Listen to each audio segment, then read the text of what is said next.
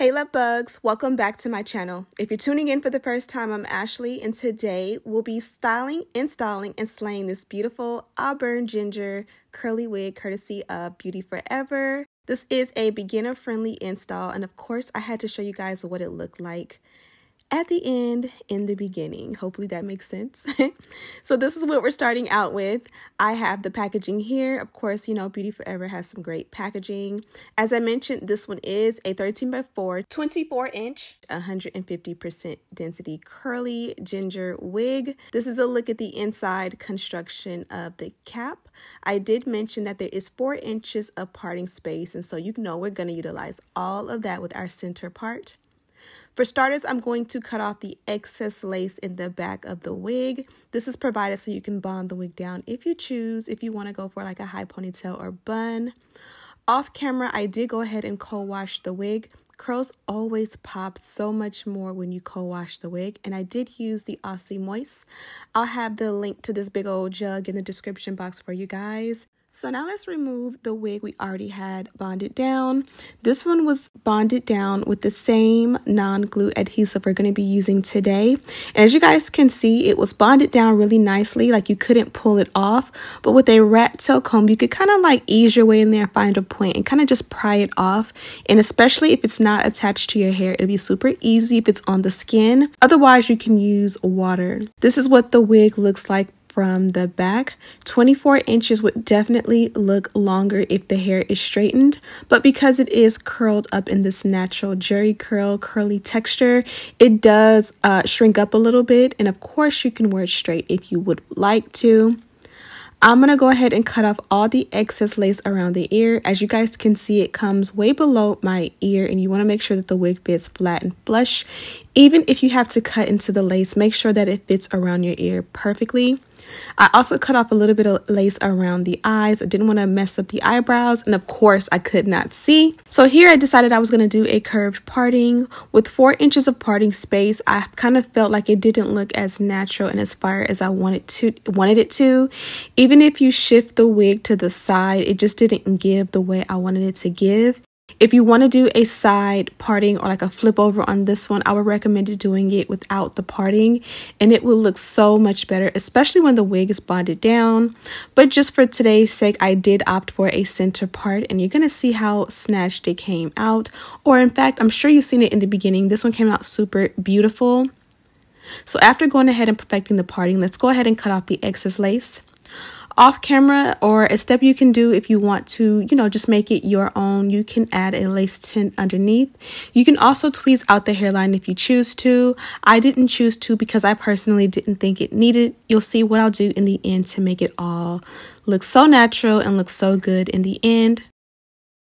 So this is the same non-glue adhesive I used on the previous wig that you see me take off in the beginning of the video. This one does come from Bedeck beauty.com. I have it linked in the description box, and it is a light hold. It's a gel textured adhesive. It's clear. You basically will apply a thin layer, apply the lace on top.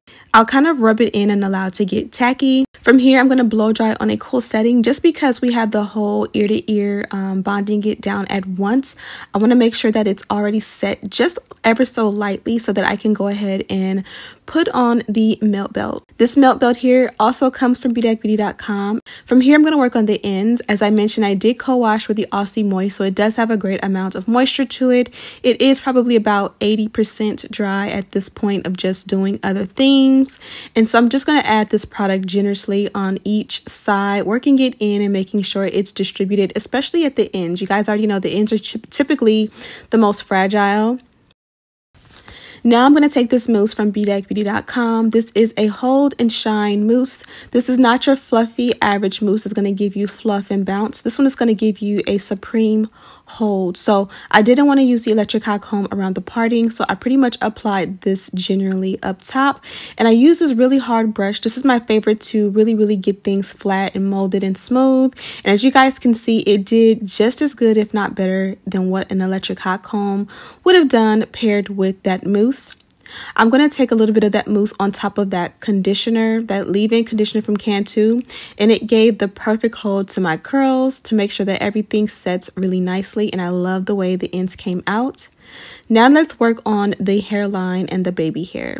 So this is what it looks like when it's bonded down with no heat applied to it, no product applied to it. And we're going to section out pieces. I'm going to section out 4 pieces. I did 2 swoops pretty much at the height or the arch of the eyebrow, as well as 2 little pieces as sideburns. I'm going to take this pencil flat iron and pretty much curl those 2 pieces away from the face and then trim them down. This is the makings of wispy baby hair. Now I'm going to take some mousse and apply it to the sideburn area. I love the way sideburns bring a look together, especially because this has a auburn kind of ginger color to it, and my sideburns are black.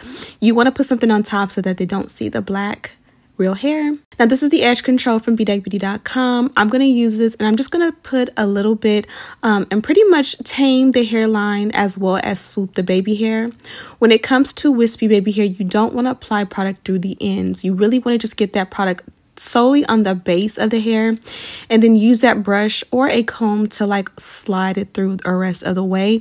It kind of is like messy in a way, and kind of like it almost looks like you need to trim the ends down to make it flat, but that's what I like about the wispy baby hair. I like the way it like curls up and away. And I absolutely love the way this came out. You can get a coupon code. I'll have it in the description box, but I'll tell you also it's beauty with 2 I's, TB.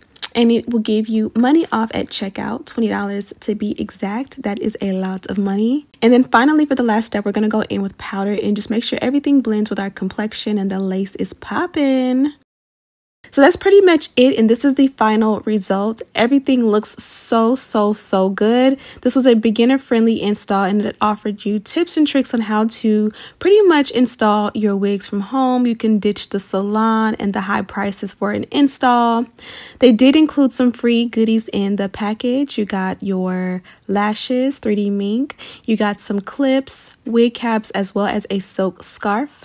Thank you guys so much for watching. Don't forget to check the description box for details, links, and everything you need to know. And as always, I'll see you in the next one. Smooches!